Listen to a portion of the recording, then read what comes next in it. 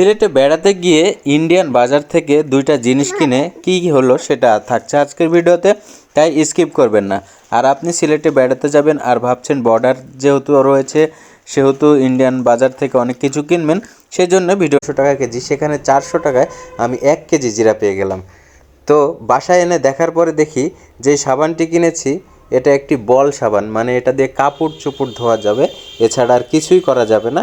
এখানে শুধু একটা এম্পেরিয়াল লেদারের মোড়কটাই লাগানো আছে, তারা ভিতরে কিছুই নেই, একটি বল সাবান। আর জিরার নামে যেটা দিয়েছে সেটা আদৌ কি আমি বুঝতে পারতেছি না।